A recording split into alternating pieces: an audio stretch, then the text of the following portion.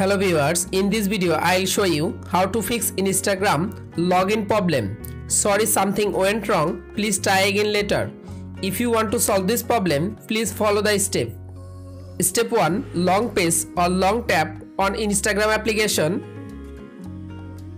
Go to apps info. Click on storage. Again click on clear data. Tap on clear cache data. Step 2. Open Play Store. Go to search. Search Instagram app. Update your Instagram application latest version. You make sure your Instagram application is up to date.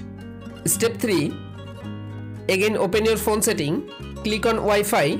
You make sure your internet or Wi-Fi data connection is properly connected. Step 4. Restart your device and again open it. You can follow all of the steps to fix Instagram login problem.